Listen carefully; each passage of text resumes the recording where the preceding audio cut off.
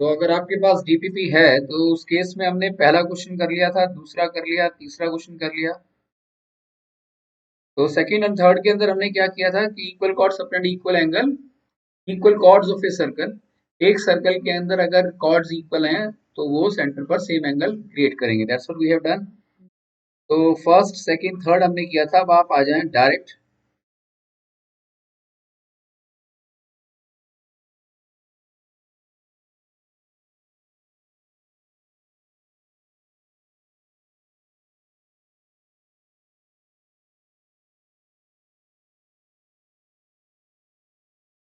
Question number 16, DPP में question number 16 पर आए।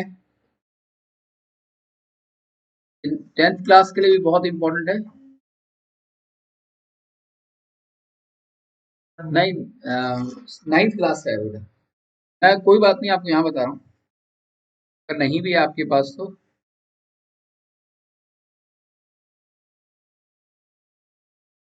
Question number 16 states what equal chords of congruent circles. अभी हमने लास्ट क्लास के अंदर क्या देखा था कि अगर ये सर्कल है और इस सर्कल के अंदर मान लिया बेटा जी ये एक कॉर्ड है, ये दूसरा कॉर्ड है, और दोनों कॉर्ड्स की अगर लेंथ इक्वल है, that's what we have seen, right. तो मान लिया ए बी की लेंथ सी डी के बराबर है और ये सेंटर है इसका।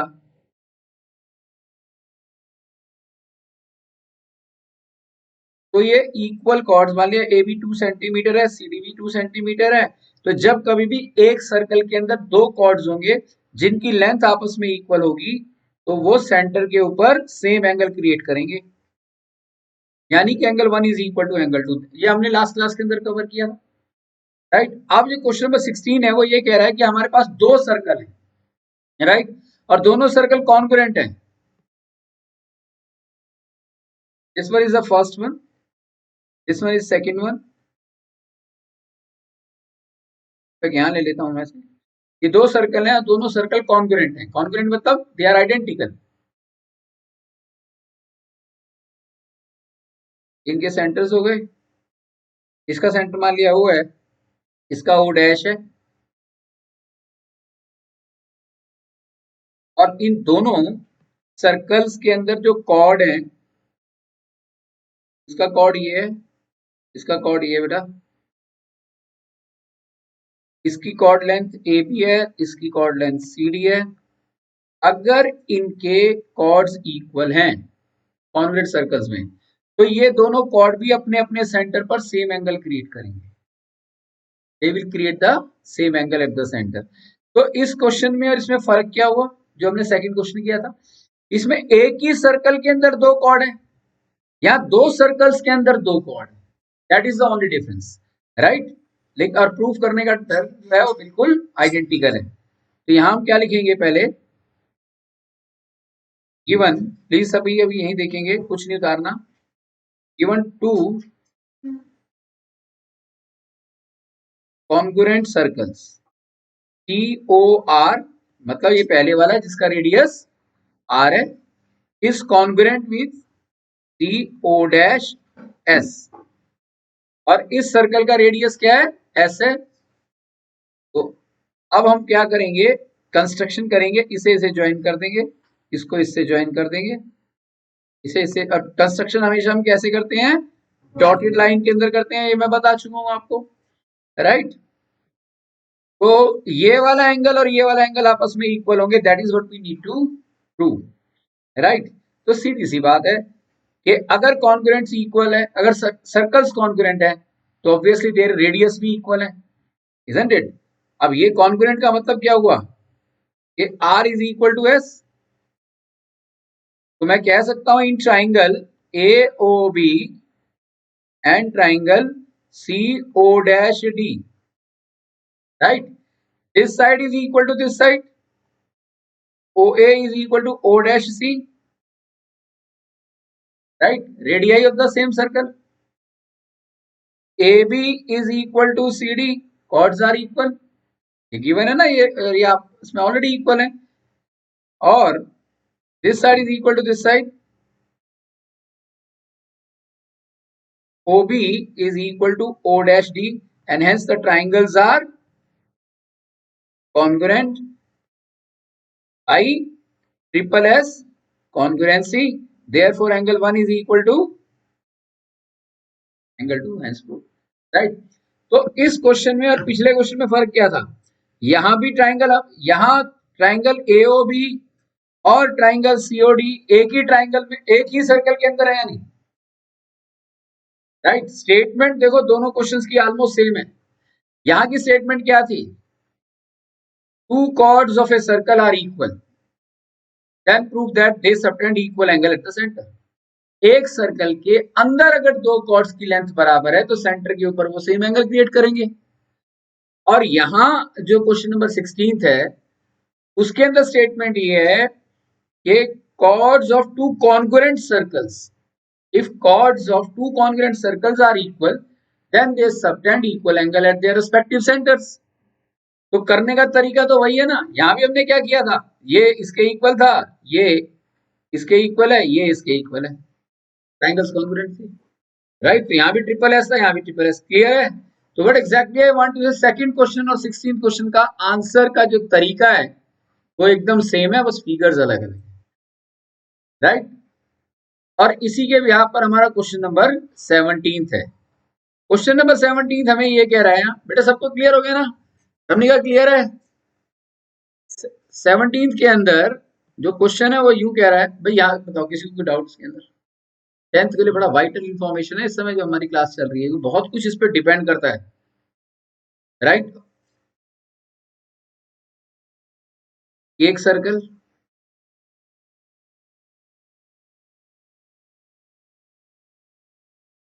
ये मान लिया दूसरा सर्कल. वैसे तो आप साथ साथ बनाना, मेरे पास इलेक्ट्रॉनिक पेन है, थोड़ी दिक्कत हो रही है काम करने में. क्लियर? तो ये अपने पास दो सर्कल है, मान लिया दोनों कॉन्ग्रुएंट है. राइट? और दोनों सर्कल्स के जो कॉर्ड्स हैं, इसका मान लिया ये वाला कॉर्ड है, ये इसका ये कॉर्ड है. राइट? दोनों के कॉर्ड सेंटर पर सेम एंगल क्रिएट करते हैं. अपोजिट हो गया ना पिछले क्वेश्चन का.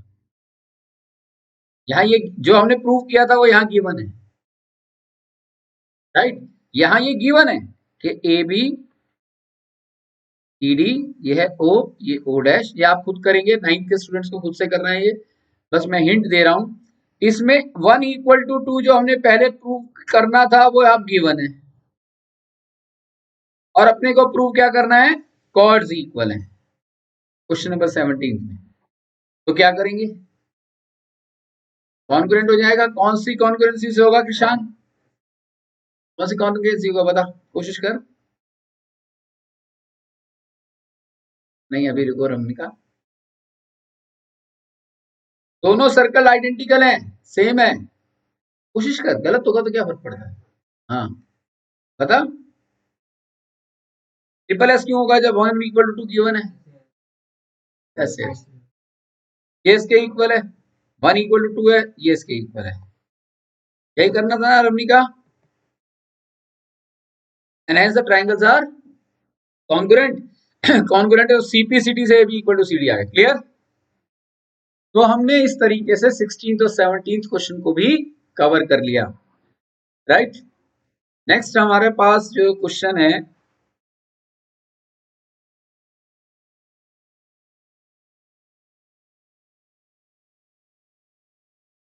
Fourth question. देखो ये सबसे इंपॉर्टेंट क्वेश्चन है दोनों क्लास के लिए, 9th के लिए भी और 10th के लिए भी.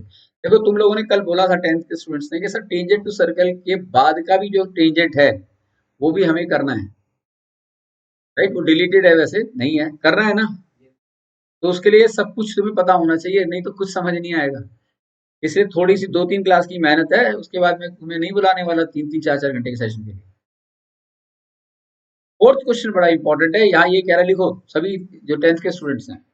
If two arcs of a circle are congruent, if two arcs of a circle are congruent, arc अगर congruent हैं, then prove that corresponding chords are equal. Then prove that chords are equal. बेटा ये एक बात ध्यान रखना, 99% sure है कि ये क्वेश्चन स्कूल में डिस्कस नहीं होंगे। Then prove that the corresponding chords are equal। क्योंकि स्कूल में भी कहीं ना कहीं मजबूरी होती है, बहुत कम पीरियड मिलते हैं और काम ज्यादा कराना होता है, और हम यहाँ पर बैठे हैं डिटेल स्टडी के लिए। इसलिए हर क्वेश्चन को बहुत ईमानदारी से समझने की कोशिश करो। ना समझ में आए तो प्लीज मुझसे पूछो। यहाँ ये जो क्वेश्चन है तो यूं कह रहा है कि हमारे पास दो आर्क्स हैं, to arcs of A same circle. क्या एक सर्कल में हम दो आर्क बना सकते हैं? तो बन सकती है भाई, क्यों नहीं बन सकती है ना। ये एक तो ये हो गई, एक यहां से एक पीस ले लिया, राइट। मान लिया इस आर्क का नाम है ए बी, इस आर्क का नाम है सी डी, और भाई हमें गिवन है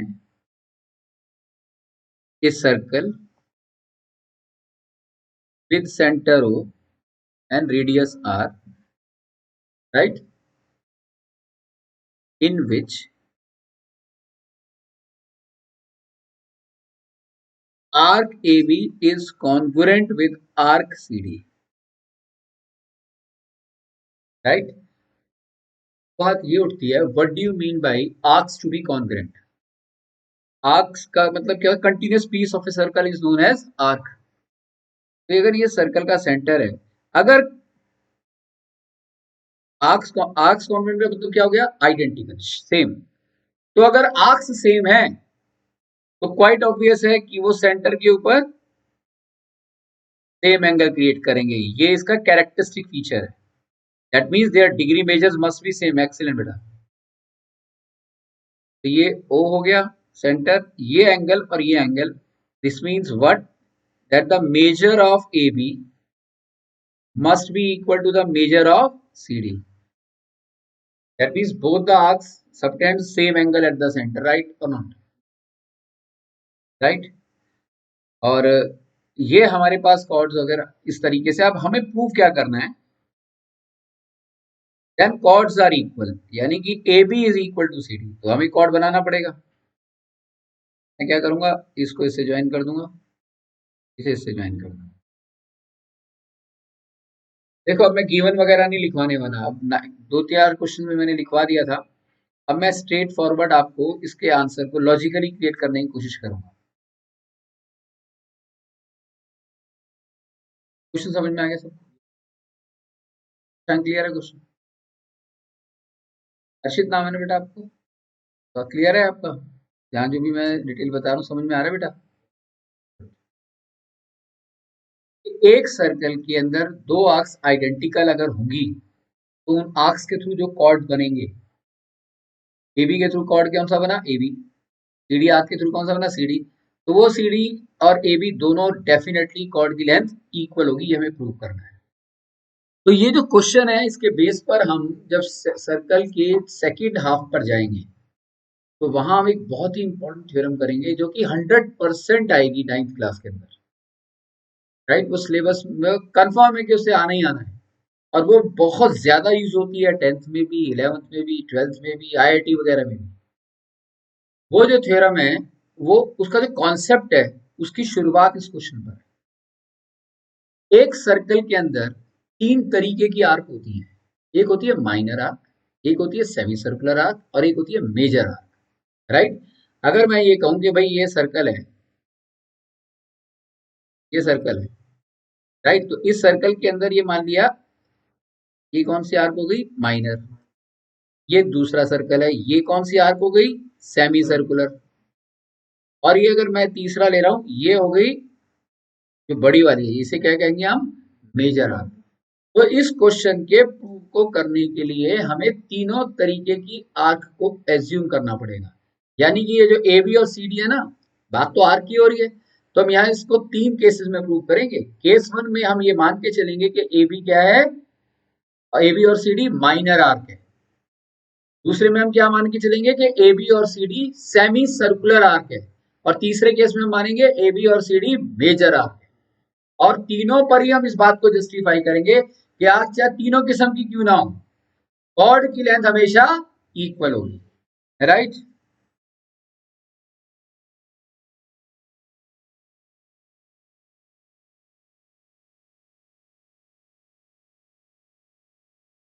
तो अब हम इसके प्रूफ को देख रहे हैं। प्रूफ के अंदर आपने कंस्ट्रक्शन क्या करनी थी, पहले आपको ज्वाइन कर देना था ओ ए, ओ बी, ओ सी और ओ डी, राइट। तो सबसे पहले मैं मान के चल रहा हूं कि A B and C D both are minor arcs, दोनों माइनर आर्क्स, राइट। अगर दोनों माइनर आर्क्स है तो उस केस के अंदर कैसे मैं कह सकता हूँ कॉर्ड्स इक्वल है, कोई बताएगा? तो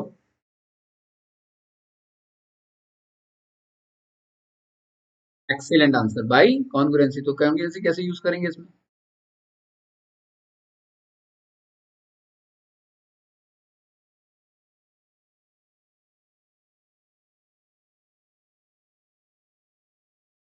दिस इज ब्रिलियंट। क्लियर हो गया तो what she said, right. By this side is equal to this side, this side is equal to this side, angle 1 equal to angle 2, degree measure से हो गया या नहीं? And hence A B is equal to C D. क्या लिखने की जरूरत है इस बात को? समझ में आया? किसको समझ में नहीं आया please do ask me, I can repeat it again. तो हमें करना क्या होगा, ट्राइंगल एओबी ट्राइंगल सीओडी को कॉन्ग्रुएंट करना है। एस ए एस से ट्राइंगल्स कॉन्ग्रुएंट हो गए, और ट्राइंगल्स अगर कॉन्ग्रुएंट हो गए, I C P C T A B किसके बराबर आ गया, सी डी के। अगर A B equal to C D होगा तो हम कैसे कहेंगे बताओ? अगर A B is happens to be equal with C D, tell me, बताओ बेटा।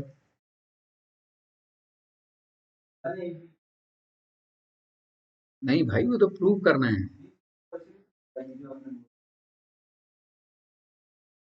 ये क्वेश्चन मैंने क्या कहा था कि 8 कॉन्ग्रुएंट हैं तो कॉर्ड्स इक्वल करो। तो पहले मैंने एज्यूम किया कि आर्क्स कौन सी है, माइनर आर्क है। तो माइनर आर्क से मैंने प्रूव कर दिया ना कि कॉर्ड्स इक्वल है।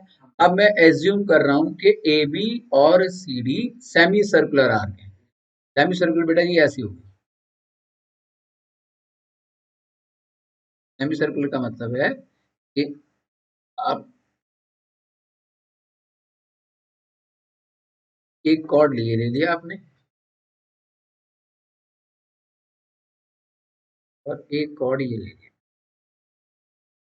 दोनों कॉर्ड्स की लेंथ इक्वल है।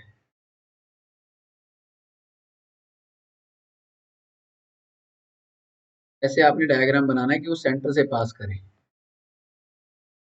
राइट। तो अगर दोनों कॉर्ड्स की लेंथ इक्वल है, ये और ये semicircular arc, A B है ये वाली semicircular arc, measure of A B, sorry, A B arc is congruent with C D arc. ये तो हमें गिवन है ना। अब हमको प्रूव क्या करना है कि ए बी किसके इक्वल होना चाहिए, सी डी के। क्या A B equal to C D कैसे कहेंगे, how can we say so? Diameter, excellent. तो डायमीटर, अब आप ए बी को देखो, ए बी का रेडियस आर है भाई, ए बी के अंदर ओ ए रेडियस है, ओ बी भी तो रेडियस है। तो ए बी की लेंथ कितनी हुई बेटा, 2r, एग्रीड और नॉट? भाई ए बी को मैं सेमी सर्कुलर आर्क कह रहा हूं। सेमी सर्कुलर मतलब जो सर्कल को दो इक्वल पार्ट्स में डिवाइड करे।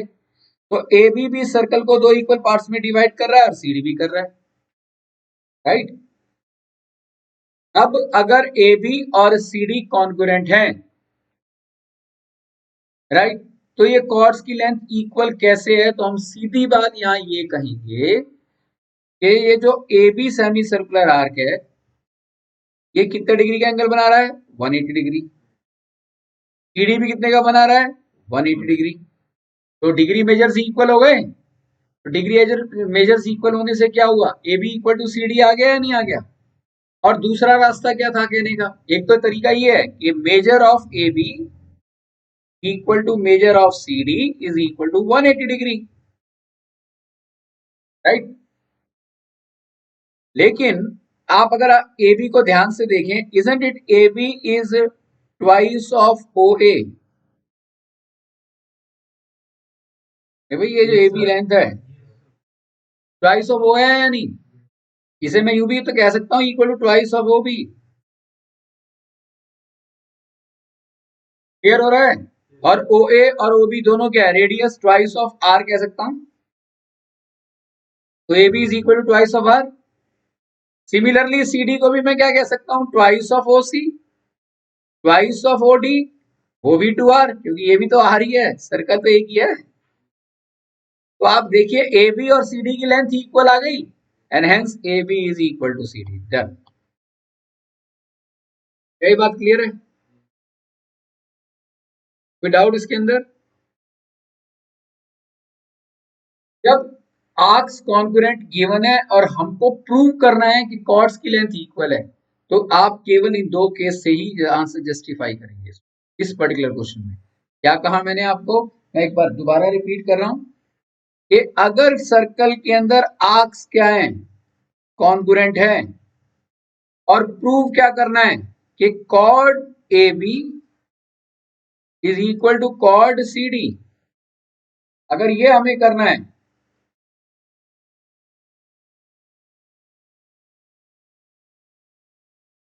तो हम क्या करेंगे, एक तो ये वाला प्रोसेस लेंगे और दूसरा ये लेंगे, यही आंसर खत्म। हम इसमें मेजर आर्क नहीं लेंगे, because there is no significance of taking the major arc. Major arc कहाँ लेंगे वो मैं आपको अगले क्वेश्चन में बताऊँ।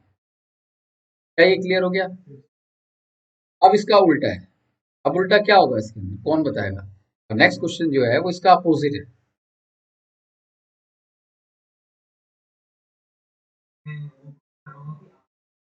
आर्क कॉन्ग्रुएंट है, एक्सेलेंट, राइट, बहुत बढ़िया।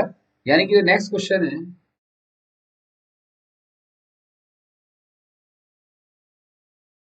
Not I am talking about the question number 5th। तो डीपीपी आपके पास है, मैं 5th क्वेश्चन की बात कर रहा हूँ। प्लीज आप सभी लिखिए इस बात को। If two chords of a circle are equal, down. If two chords of a circle are equal, then their corresponding arcs,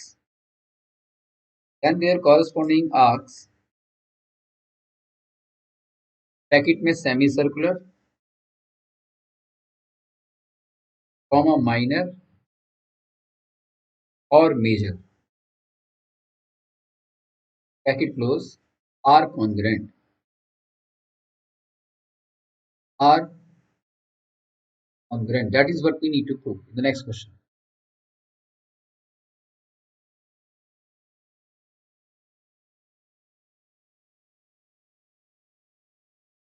stop writing, देखिए यहाँ एक सर्कल बना रहा हूँ।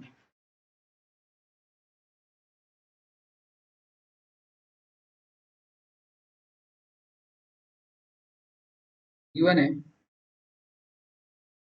इस सर्कल POR in which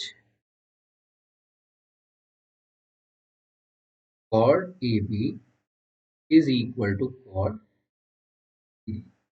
ये गिवन है, तो क्या करना है, कि arc AB is congruent with arc C, right.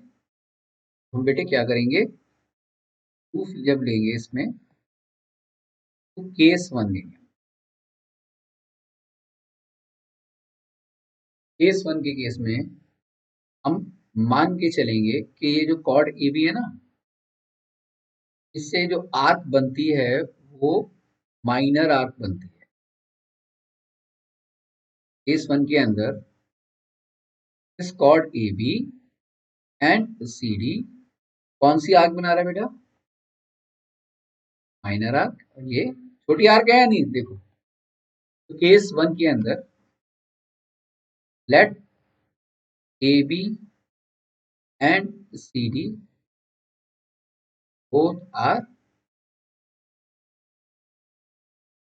Minor arcs, right. तो कंस्ट्रक्शन हम क्या करेंगे, इसे ज्वाइन कर देंगे। बेटा मैंने इससे ज्वाइन कर दिया, इसे इससे ज्वाइन कर दिया, इससे ज्वाइन कर दिया, दिस ज्वाइन विद दिस,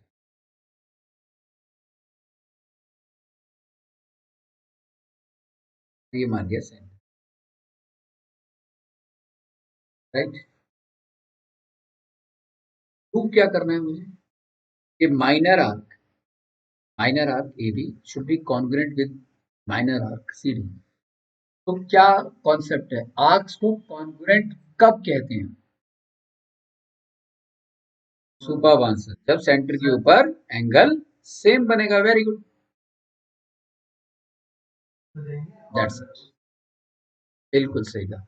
अब बताना नहीं आगे, ठीक है ना? आगे अगर आप मालूम मालूम भी आंसर तो आप कहना मे आई, तो आंसर नहीं बताएंगे। सबको समझ में आ गया व्हाट ही सेड? भाई A B equal to C D, तो हम क्या करेंगे इसके अंदर? ट्राइंगल ए ओ बी लेंगे and triangle C O D लेंगे। इन दोनों ट्राइंगल्स के अंदर A B equal to C D given है या नहीं? गिवन है। ये भी रेडियस ऐसी सर्कल का, ये भी रेडियस ऐसी सर्कल का, तो ओ A equal to O C हो गया, O B equal to O D हो गया, ये भी तो रेडियस ही है।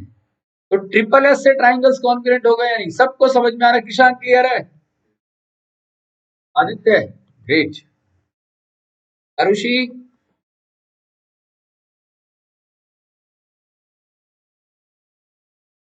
तो ट्राइंगल कॉन्करेंट होने से क्या फायदा हुआ? 1 = 2 आ गया बाई सीपीसीटी, यानी कि measure of A B is equal to measure of C D. ठीक है, आदि क्लियर है ना? और जैसे ही ये हुआ, therefore I can say that arc A B is concurrent with arc C D. हाँ,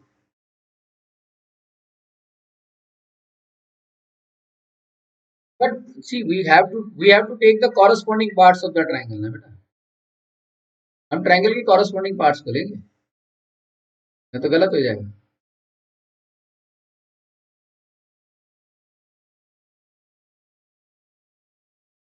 पर जरूरत नहीं है ना, वाई हम क्यों चीज को कॉम्प्लिकेट करें जब हमें आसानी से सामने दिखाई दे। फिर हमको अलग से लिखना पड़ेगा, मेंशन करना पड़ेगा, अदरवाइज टीचर मार्क्स काट लेंगे। क्या ये बात क्लियर हो गई? भाई पक्का समझ में आ रहा है ना? राइट, आपको क्लियर है बेटा? Everything clear? राइट बेटा? आज आपकी फ्रेंड नहीं आई बेटे साथ, आना चाहिए था। Nice to see you. अब A B and C D को मैं सेमी सर्कुलर आर्क ले रहा हूं। अगर ये सेमी सर्कुलर आर्क है तो कैसे हम प्रूव करेंगे? सोचो, I'll give you 2 minutes, कैसे करेंगे बताओ? हाँ बेटे,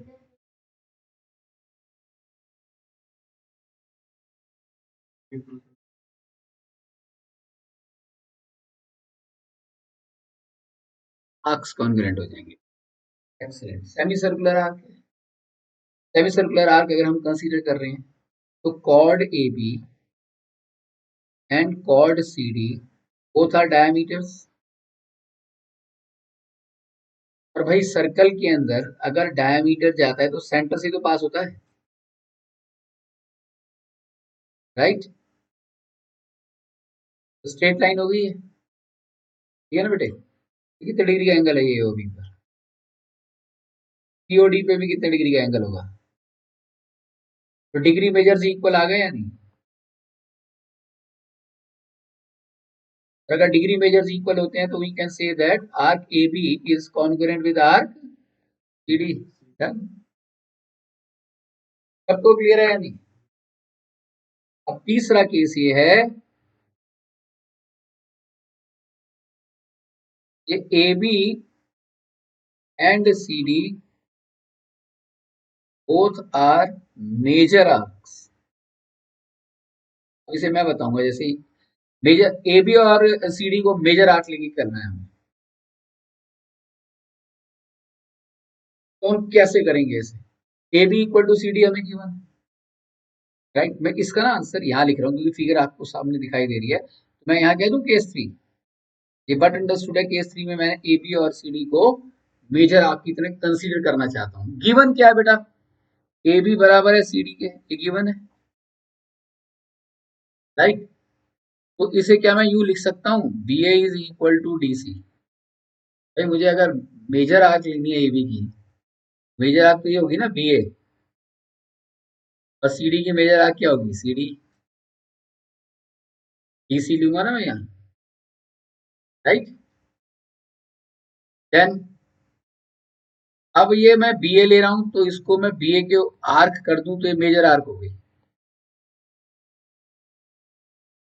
जो बीए और डीसी से आर्क बन रही हैं, डेफिनेटली वो बीए और सीडी मेजर आर्क हो गई। और इनके अगर मैं मेजर को भी लूं तो मेजर बराबर आएंगे इनके, या degree measures must be same.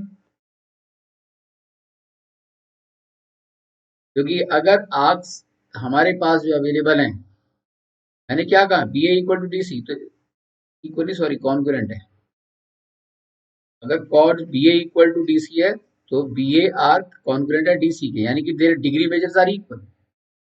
अगर इनके डिग्री मेजर्स इक्वल है तो ये ए बी है जिसपे एंगल ये है, और ये वाला जो एंगल होगा वो 360 माइनस वन होगा या नहीं। अगर हम बी ए की बात करेंगे, बी ए की, तो 360 माइनस वन, तो 360 degree minus angle one, clear है। और सीडी के केस के अंदर ये है सीडी, देखो ये है इसमें, ये क्या होगा, 360 डिग्री माइनस एंगल टू। अब 360 से 360 कैंसिल, माइनस से माइनस कैंसिल, तो वन किसके इक्वल आ गया। और वन अगर टू के इक्वल है तो मेजर ऑफ ए बी बराबर किसके आ गया, मेजर ऑफ सी डी के। और अगर डिग्री मेजर्स इक्वल होती हैं तो आर्क्स कॉन्ग्रुएंट हो जाते हैं, hence proved. That makes answer of this third part, right. और ये खासकर 10th को कराना इसलिए मैंने इंपॉर्टेंट समझा क्योंकि आने वाले टाइम के अंदर 11th 12th में, और अगर आप कोई इंजीनियरिंग एंट्रेंस की तैयारी करेंगे तो वहाँ बड़ा बहुत इंपॉर्टेंट रोल अदा करेगा तो कई क्वेश्चंस के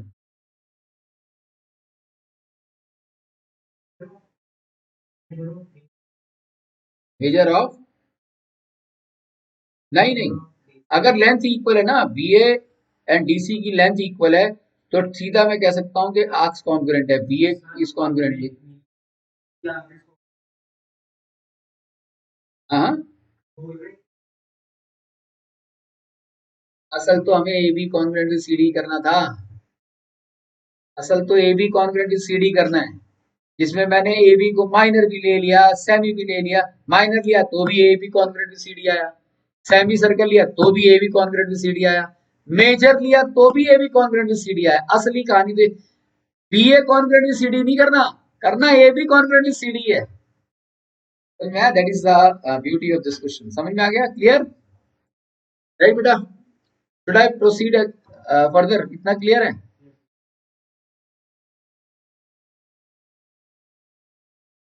कौन से वाला बेटा,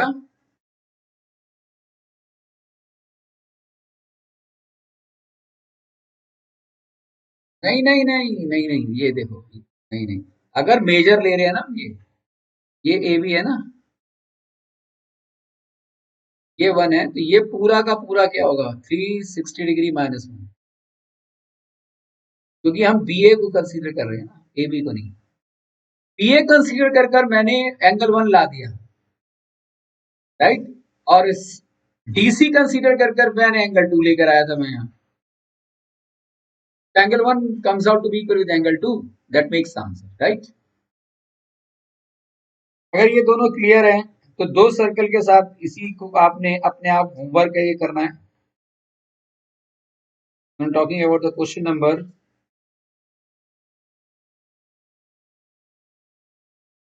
13th 12th एंड 13th, ये 9th क्लास के स्टूडेंट्स को अपने आप करना है, राइट। फर्क कितना है, ये जो भी क्वेश्चन किया यहाँ ए बी और सी डी एक ही सर्कल में, वहां ए बी और सी डी जैसे अभी हमने किया था दो अलग अलग सर्कल्स के अंदर, राइट। अब से जो भी हम थ्योरम कर रहे हैं बहुत ही इंपॉर्टेंट है, अगेन 9th और 10th दोनों के लिए। जो अभी हमने ये दो क्वेश्चंस किए हैं इसके चांस 10% भी नहीं है कि स्कूल एग्जाम में आएंगे, लेकिन नॉलेज के लिए बहुत इंपॉर्टेंट थे। नेक्स्ट क्वेश्चन है नाइन्थ 10th वाले लिखो इस बात को। Perpendicular drawn from the center of a circle. Perpendicular drawn from the center of a circle to a chord bisects the chord. A chord bisects the chord. Prove it. Perpendicular drawn from the center of a circle to the chord or to a chord. In fact, to a chord bisect it. To a chord bisects the chord. Bisects the chord. Prove it. काम prove करना है। जरा कोई figure बना के समझाएगा मुझे क्या करना है इसमें? हाँ और सर कॉर्ड है हाँ और सर परपेंडिकुलर लाइन है हाँ और वो परपेंडिकुलर लाइन और को टू इक्वल पार्ट्स में डिवाइड एक्सीलेंट आंसर, बिल्कुल सही बात है। और इसे प्रूव भी करो अब अपने आप। कर दो राइट एंगल दोनों राइट एंगल ट्रायंगल को क्या करेंगे? फ्रंट हो जाएंगे this is an excellent answer. Right angle correct, बिल्कुल सही था।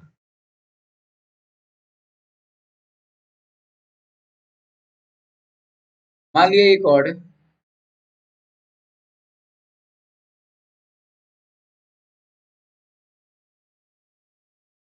ये सेंटर से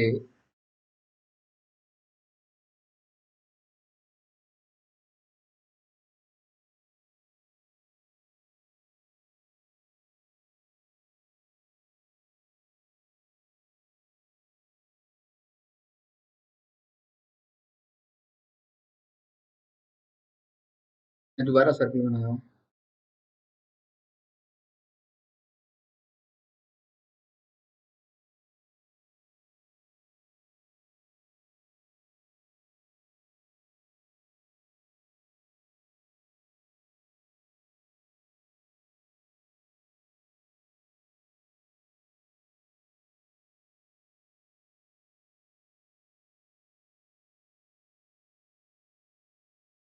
सबको क्लियर हुआ? व्हाट ही सेड समझ में आया इसने क्या कहा?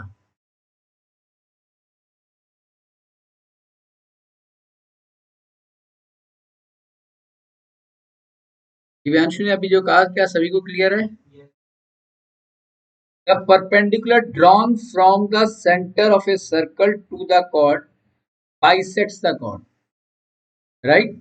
अगर ये याद रखना सभी, ये बहुत ही इंपॉर्टेंट थ्योरम है। आयुष क्लियर हो रहा है बेटा? अगर सर्कल के सेंटर से हम परपेंडिकुलर को कॉर्ड पे गिरा देंगे और कॉर्ड मान लिया 6 सेंटीमीटर का है तो ये 3 सेंटीमीटर हो जाएगा और ये भी 3 सेंटीमीटर। ये हमें प्रूव करना है। तो इसमें हम कंस्ट्रक्शन करेंगे, हम ओ ए को ज्वाइन करेंगे, हम ओ बी को ज्वाइन करेंगे,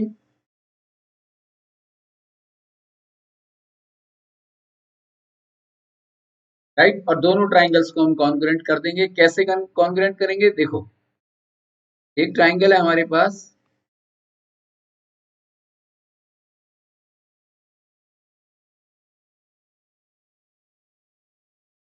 अपने आप लिखो, मैं जरा इसको चार्ज कर लेता हूँ 2 मिनट। Triangle O A P, O P A लिखो, triangle O P A and triangle O P B, triangle O P A and triangle O P B. O A equal to O B, hypotenuse OA equal to hypotenuse OB because OA and OB are radii of the same circle.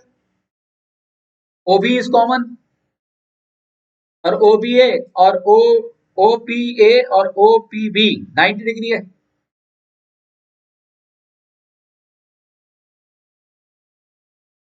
Arshit कोई doubt हो तो पूछ लिया बेटा। तो in triangle OPA and triangle OPB, hypotenuse OA is equal to hypotenuse OB, OP is equal to PO common.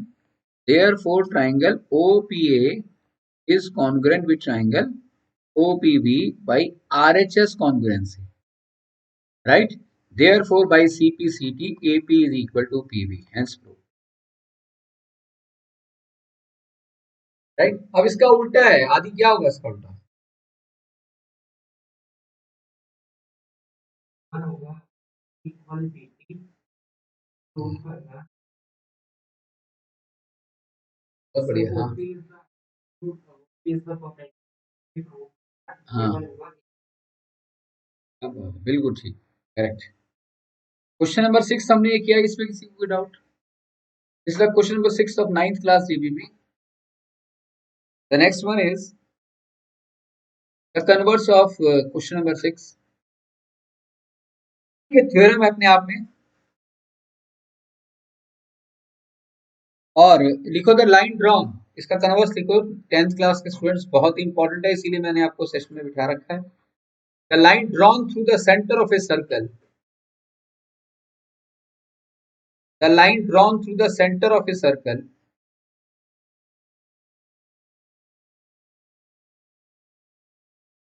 bisect a chord is perpendicular to the chord. To bisect a chord is perpendicular to the chord. Question number 7 बता रहा हूं अब मैं, please देखिएगा. Question number 7 में ये कहा गया है, गिवन है a circle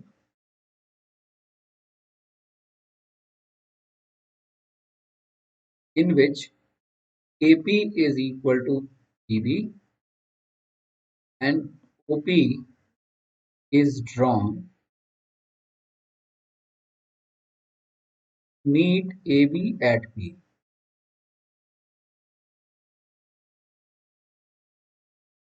A circle in which this OP is, फिर ये लिखना है इसके बाद, OP is drawn to meet AB at P such that AP is equal to BP. ये करेक्ट स्टेटमेंट है. क्लियर? तो क्या करना है? Angle 1 equal to angle 2 is equal to 90 degree. Angle 1 equal to 2, ये दोनों 90 डिग्री. ये प्रूव कर. कौन बताएगा कैसे करेंगे? हाँ तरुष बताओ.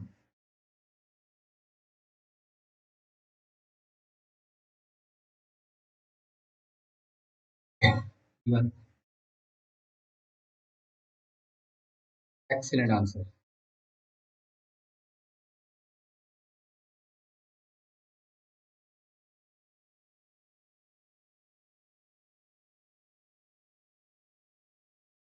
हाँ, linear pair. We can say the linear pair. सीधा लीनियर पेयर बोल देना. ट्राइंगल ओ, राइट राइट, ठीक बात है. OPA, in triangle OPA and triangle OPB, इन दोनों ट्राइंगल्स में this side is equal to this side, radii of the same circle. AP is equal to BP given है, right. और OP common है, तो triangles किससे कॉन्ग्रुएंट हो गए? Triple S से. ट्रिपल एस से कॉन्ग्रुएंट होने से क्या फायदा हुआ? 1 इक्वल टू 2 आ गया CPCT से. लेकिन 1 एंड 2 तो लीनियर पेयर है, इनका सम कितने के इक्वल होता है? भाई एक स्ट्रेट लाइन पे जो एंगल होता है, इन दोनों के एंगल का सम कितना होता है? 180. लीनियर पेयर कहते हैं या नहीं? नहीं. अब 1 एंड 2 इक्वल है, तो मैं 2 की जगह 1 लिख सकता हूं. तो 1 प्लस 1 क्या हो गया? Twice of 1. नहीं? अच्छा, 1 की जगह 2 लिख सकता हूं. 2 प्लस 2 भी क्या हो गया? Twice of 2. 1 equal to 2 is equal to 180/2 हो गया. कितना आ गया? राइट. समझ में आया बेटा? कोई डाउट इसमें? राइट. तो ये एक अपने आप में बहुत ही इंपॉर्टेंट थ्योरम थी. नेक्स्ट थ्योरम है. Next theorem is question number 8.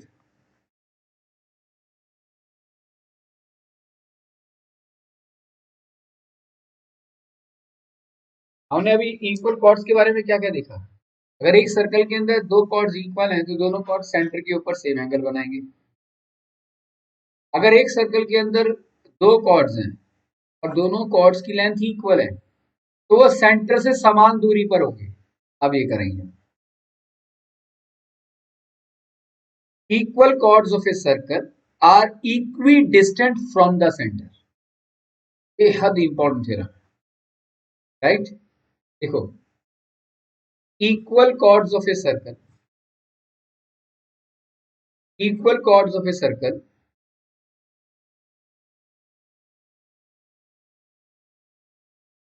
are equidistant from the center, are equidistant from the center. Prove it.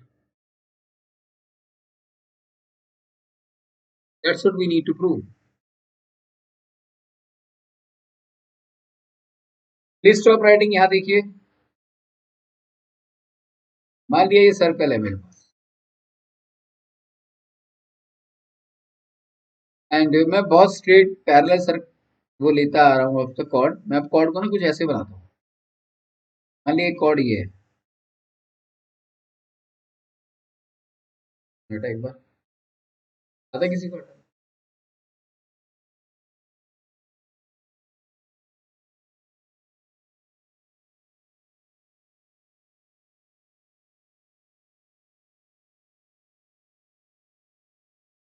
एक कॉर्ड ये है और मान लिया दूसरा कॉर्ड ये है।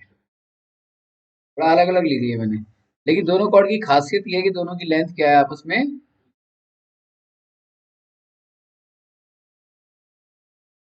Right.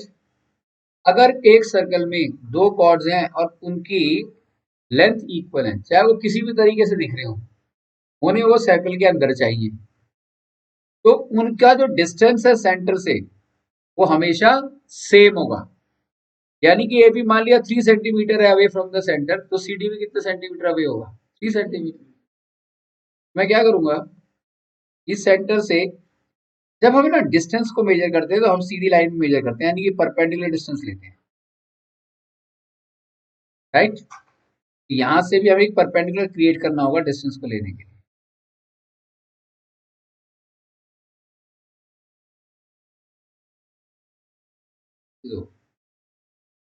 Right.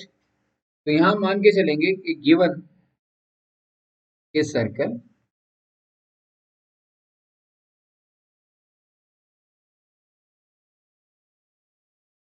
in which chord AB is equal to chord CD, ये गिवन है, राइट। एंड इसको मैं अगर L कह दूं, इसे M कह दूं, मान लिया OL परपेंडिकुलर है AB की क्योंकि हमें डिस्टेंस निकालना है, और OM परपेंडिकुलर है CD के, राइट। तो प्रूव क्या करना है हमें, बताओ भाई। OL इक्वल टू, क्लियर हो गया। जो एक सर्कल में इक्वल कॉर्ड्स होते हैं वो सेंटर पे ना केवल सेम एंगल बनाते हैं बल्कि वो सेंटर से समान दूरी पर भी होते हैं। That is what we need to prove. तो हम क्या करेंगे, हम इसे ज्वाइन कर देंगे, कंस्ट्रक्शन करेंगे, हम इसे ज्वाइन करेंगे और यहाँ बेटा इसे ज्वाइन करेंगे। अब क्या करेंगे, कौन बताएगा?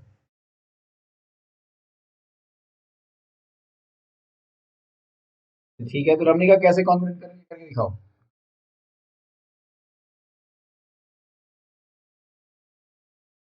कैसे करेंगे आरएचएस से? यस, तो आरएचएस की कॉन्फ्रेंस इंप्लीमेंट करिए, बताओ।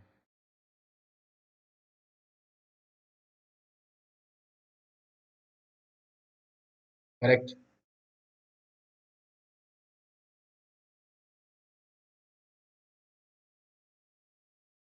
ये, हाँ हाँ,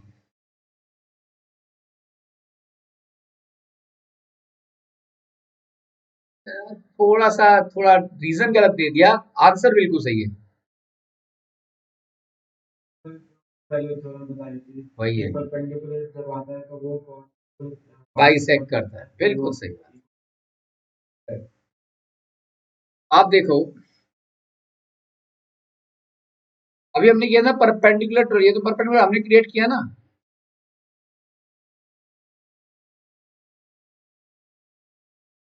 perpendicular drawn from the centre to the chord bisects the chord,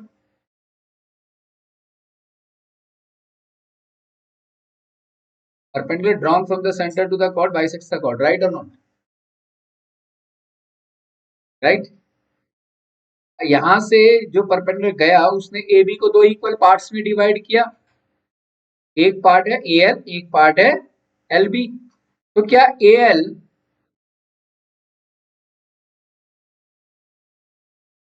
half of A B हुआ या नहीं? Please tell me. ये बात समझ आ रही है, यूं ही झूठी हाँ भर रहे हो? क्लियर है? तो इसी तरीके से C M B half of C D हुआ या नहीं? और ए बी और सी डी तो बराबर है, गिवन है, इक्वल कॉर्ड्स। तो अगर ए बी सी डी बराबर है तो ये भी दोनों भी तो इक्वल हो गए। और अगर ये दोनों इक्वल हो गए तो A L equal to C M, hypotenuse OA equal to hypotenuse OC, and hence triangle OMC OLA is congruent with triangle OMC by RHS congruency, है ना? और अगर ऐसा हुआ तो OL is equal to OM, hence proved, right? अब इसका converse क्या होगा? इसी का कन्वर्स क्या होगा? तुम बताओ, what can be the converse of this?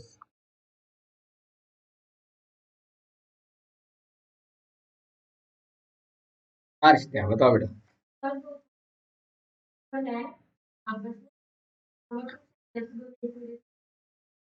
वो तो हमने कर दिया, यही तो किया है कि अगर कॉर्ड्स इक्वल हैं तो वो सेंटर से सेम डिस्टेंस पर है। Chords equal, excellent, yes correct, that is what we need to say. ठीक है, क्वेश्चन नंबर 9 की बात कर रहा हूं मैं अब। देखो 9th question, the chords of a circle, the chords of a circle which are equidistant, the chords of a circle which are equidistant from the center, which are equidistant from the center are equal, prove it, are equal, you need to prove this।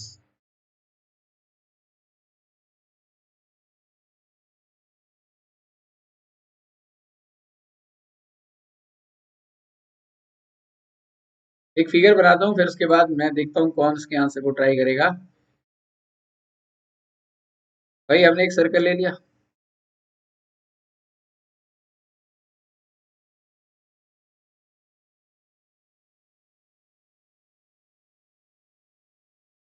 Right, और इस circle के अंदर मान लिया कि अब मैं cord को ऐसे ले लेता हूं, अब कॉर्ड को ऐसे ले लेता हूं,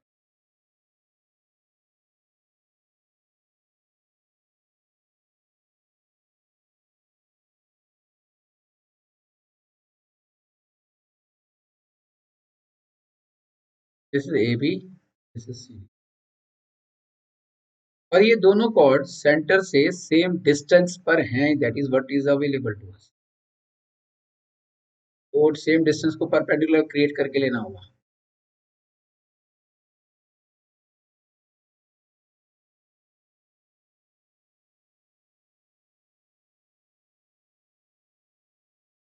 कंस्ट्रक्शन करेंगे हम यहाँ,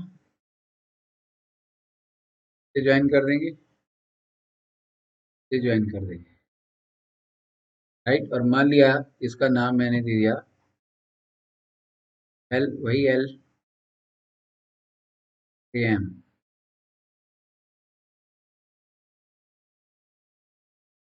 अब हमको इसे प्रूव करना है।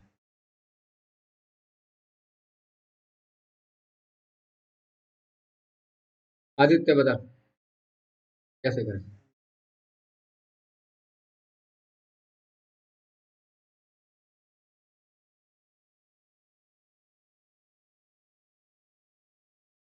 प्रूव कैसे करेंगे, करके दिखाओ।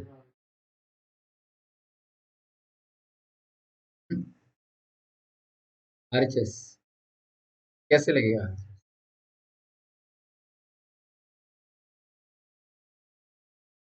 आदि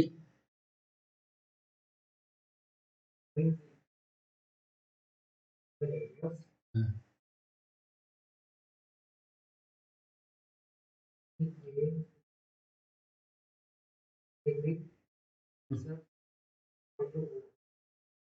ओ equal to O C equal to M, क्या कह रहा है?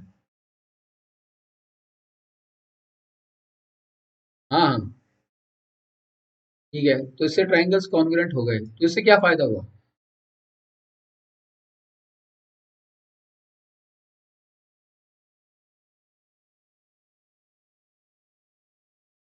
एसी, एसी कहाँ से आ गया यार? A L equal to C M, इससे क्या फायदा हुआ?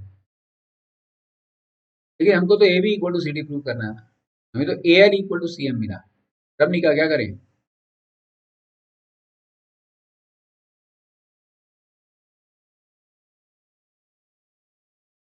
हो गया ये जो तो अभी बता दिया रहे हैं हमने, triangle O L A congruent with triangle O M C, बताओ सबको क्लियर है या नहीं, कैसे है ये काम?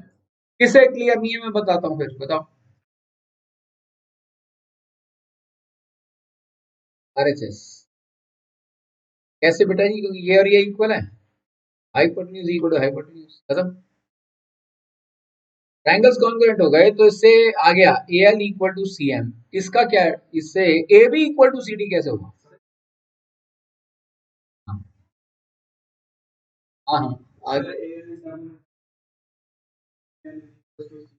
Right, A L is half of A B, correct का, very good, and C M is half of C D और नॉट?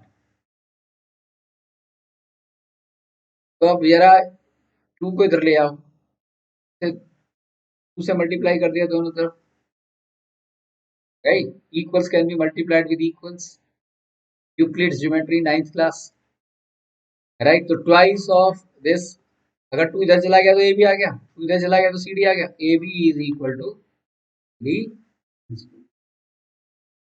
राइट।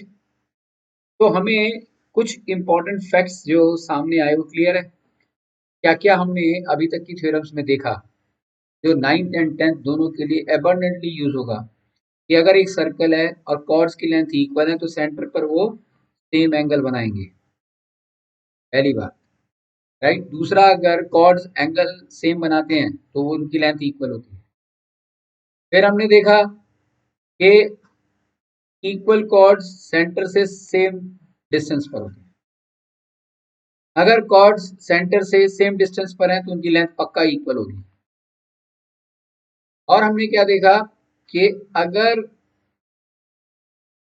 सेंटर से हम परपेंडिकुलर किसी कॉर्ड के ऊपर गिराते हैं तो कॉर्ड दो पार्ट्स में डिवाइड हो जाता है, राइट। ये टेंथ के लिए बहुत इंपॉर्टेंट था, इसीलिए आप लोगों को मैंने बिठाया हुआ था। और अब मैं जो क्वेश्चन करा रहा हूँ ये हमारा टेंजेंट टू सर्कल में लास्ट क्वेश्चन समझने में बड़ा हेल्प करेगा, राइट, क्योंकि 99.9% आता ही आता है। और ये एनसीईआरटी का बहुत ही इंपॉर्टेंट क्वेश्चन है नाइन्थ क्लास का, और ये क्वेश्चन नंबर है 10th, ईपीपी का 10th क्वेश्चन है। There is one and only one circle, मैं आप स्टूडेंट्स को आज ऐड कर दूंगा नाइन्थ के बैच में, अभी 10th वालों को, तो ये वहां से आप असाइनमेंट वन मैंने दिया हुआ है, वहां से आप डाउनलोड कर सकते हैं। अभी बैठे बैठे भी ऐड कर रहा हूँ, आप सबके नाम के साथ करता हूँ ऐसे। 10th क्वेश्चन है, there is one and only one circle passing through three non collinear points, prove it. There is one and only one circle passing through three given non-collinear points, prove it। अब ये बात जो हम prove करने जा रहे हैं, please सबका फोकस यहाँ होना चाहिए।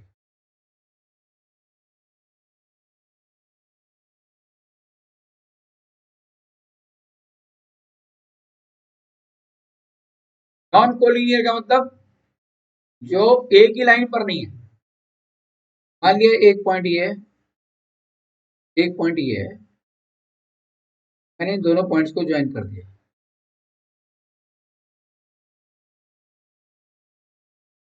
और एक पॉइंट ये है,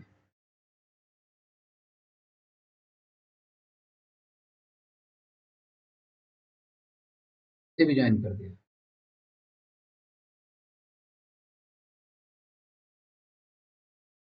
right, we are available with right now 3 points, एक पॉइंट ए, एक पॉइंट बी, एक पॉइंट सी। तो 3 points are available to us. तीनों नॉन कोलिनियर है या नहीं, हमें प्रूव करना है कि नॉन कोलिनियर पॉइंट से, दोबारा मैं क्वेश्चन को पढ़ रहा हूं, there is one and only one circle passing through non collinear points. Non collinear point से केवल एक और एक ही सर्कल पास करेगा, ये हमें जो जस्टिफाई करना है, प्रूव करना है। यानी कि अगर मैं इस सर्कल बनाऊं,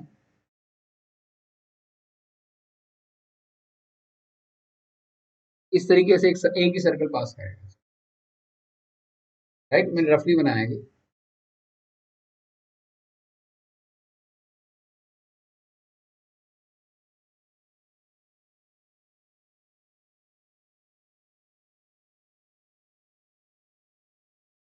अब सर्कल बनाने के लिए हम क्या करेंगे, पहला स्टेप क्या होगा आपका, ये 5 मार्क्स का क्वेश्चन आएगा 9th में,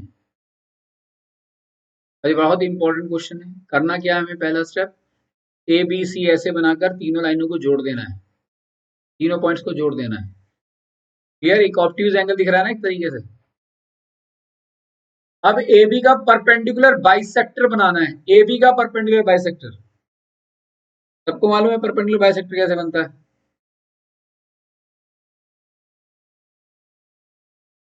और उसे जोड़ देना है। रफली बना रहा हूं ना, मान लिया ये होगा।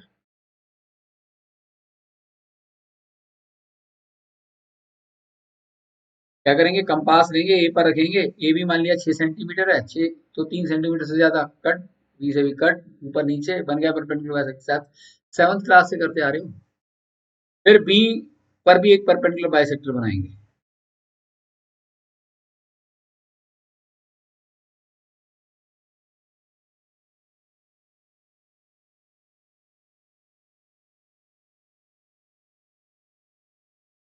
तो दोनों परपेंडिकुलर बाइसेक्टर मान लिया, यहां कट कर रहे हैं, किस पॉइंट पे कट कर रहे हैं,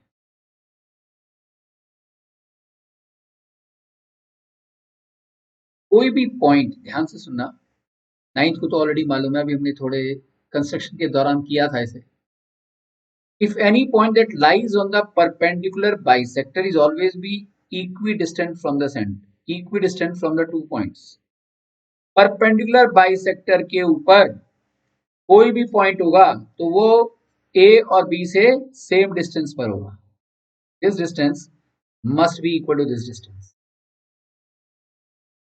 राइट, तो यहां ये दोनों के परपेंडिकुलर बाइसेक्टर जहां इंटरसेक्ट हुए हैं, उस पॉइंट को अगर मैं ओ कह देता हूं, तो ओ ए और ओ बी की लेंथ क्या होगी, सेम होगी। राइट, इसी तरीके से ओबी और ओसी की लेंथ भी क्या होगी, सेम होगी, तीनों की लेंथ आपस में इक्वल होगी। तो ओ ए ओ बी ओ सी की लेंथ इक्वल है, तो ओ को सेंटर लिया मैंने, और कंपास के थ्रू ओ सी आर्क लिया, तो ओ सी आर्क ओ सी के बराबर नहीं है, ओ बी के भी बराबर है, ओ ए के भी बराबर है, तो होगा क्या, यहां से इस तरीके से एक सर्कल जाएगा।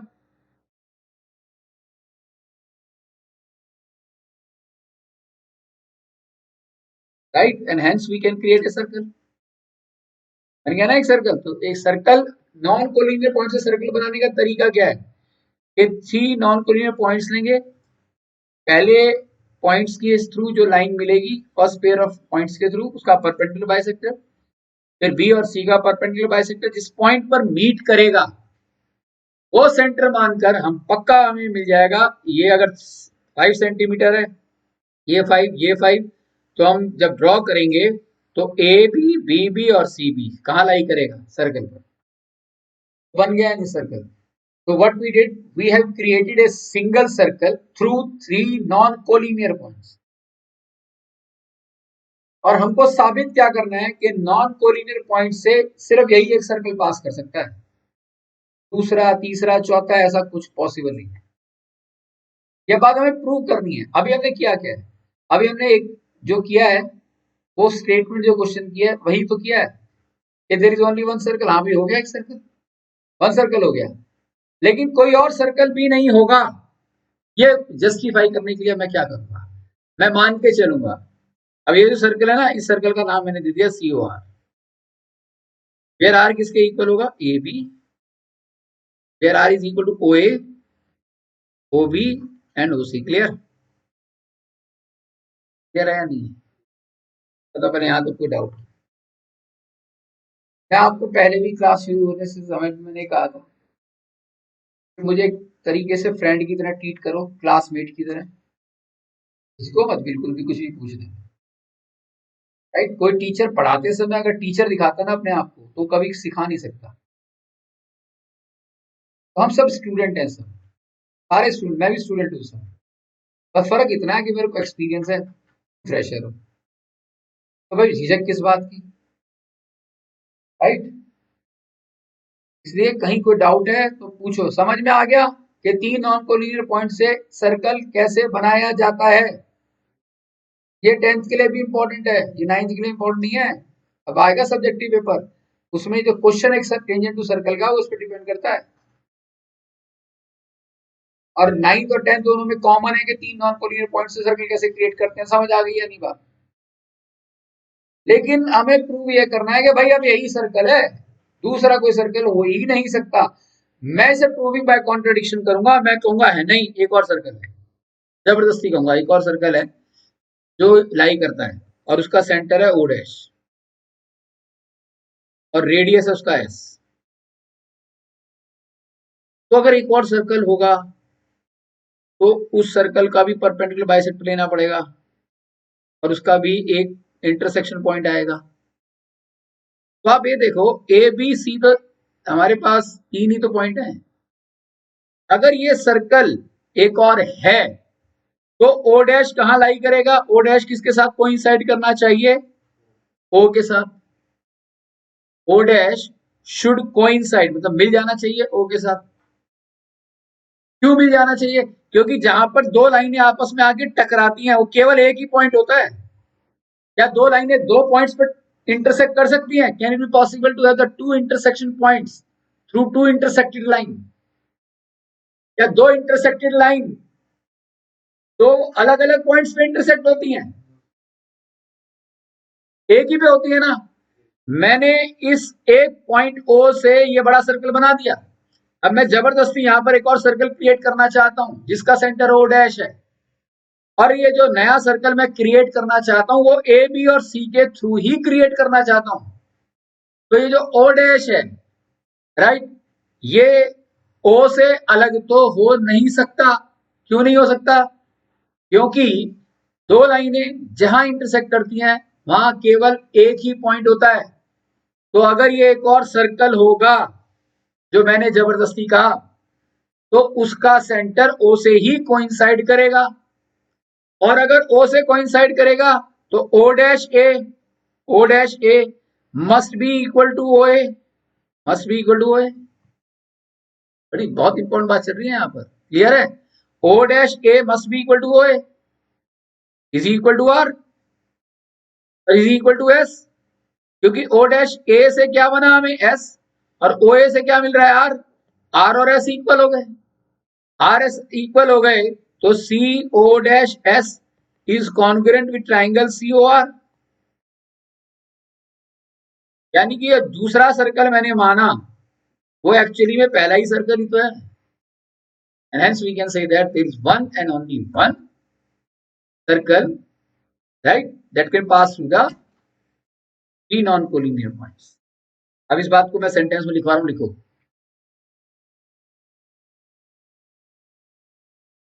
लेट अस कंसीडर, ये तो सर्कल बना लोगे ना, let's consider that is another circle, is another circle, let's consider that there is another circle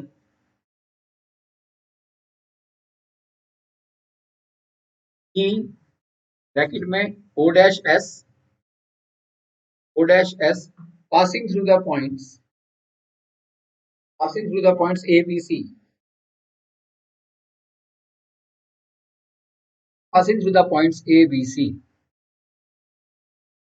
Then O dash will lie. Then O dash will lie on the perpendicular bisector. Beta. Let another circle CO dash passing through the points A, B, C. ठीक है. Let there be another circle. Let there be another circle C. Bracket में O dash S passing through the points A, B, and C. Which means that O dash, O dash will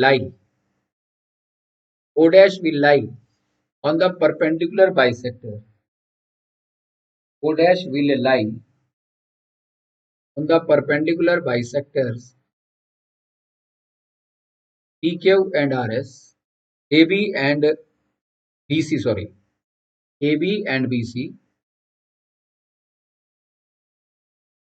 AB and BC,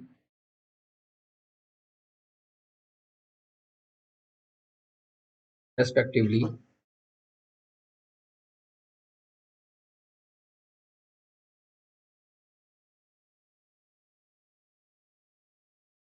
As we know that, next paragraph, as we know that two lines cannot intersect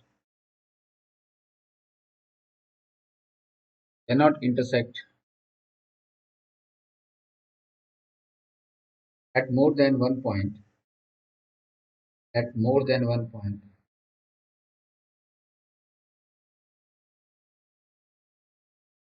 Hence O dash must coincide.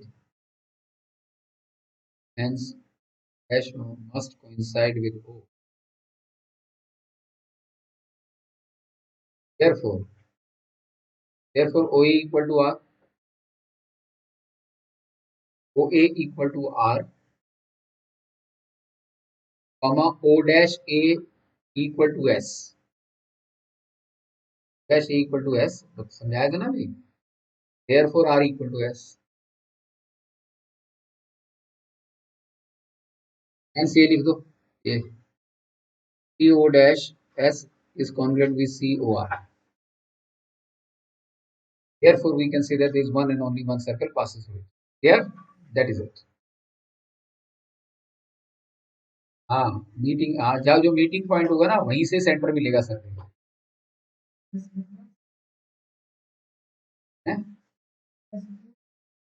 CO dash S.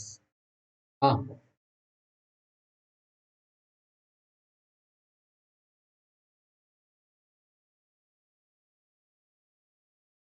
Perpendicular bisector बताया था ना बेटा मैंने. तो perpendicular bisector पे जो point होगा वो पॉइंट O जो है वो A और B से सेम डिस्टेंस पर होगा या नहीं. तो बेटा तो कंस्ट्रक्शन के दौरान हमने किया था.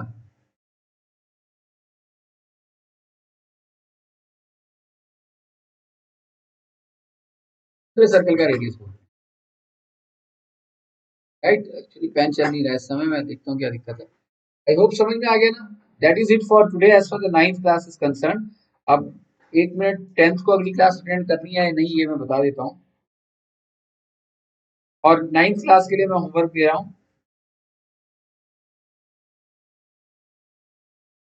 क्वेश्चन नंबर 11th को छोड़कर 9th क्लास 11th को छोड़कर फर्स्ट टू 17 क्वेश्चंस का होमवर्क कर कर मुझे आप असाइनमेंट के तौर पे भेजेंगे.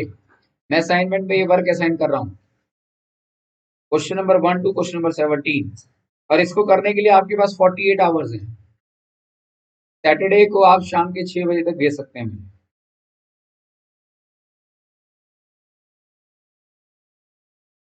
हाँ लेट सबमिशन अलाउड है. पर लेट सबमिशन के अंदर वो रेड मार्क के साथ आ जाएगा कि सबमिटेड लेट, है ना, पर है, मैं कर दूंगा उसे।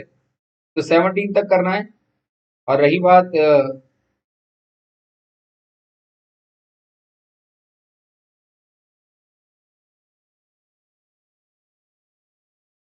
यस, हाँ हाँ, उन्हें भी कर सकते हो, अगर वो आते हैं तो डेफिनेटली कर सकते हो, और आने चाहिए बेटा वो आपको। क्लास वर्क को सबमिट मत करना प्लीज, नहीं, क्लास वर्क को सबमिट नहीं करना, आपको होमवर्क करना है अलग से। 10th क्लास को अगली क्लास भी अटेंड करनी है, उसके बाद अटेंड करने की जरूरत नहीं है, उसके बाद जब अटेंड करने की जरूरत होगी मैं बता दूंगा। यानी कि एक सेशन और 9th का उन्हें अटेंड करना पड़ेगा। इसमें अगले 4 से 5 क्वेश्चन ऐसे हैं जिस पर टेंजेंट टू सर्कल डिपेंड करता है। तो आई होप ये बात समझ आ गई आपको। जस्ट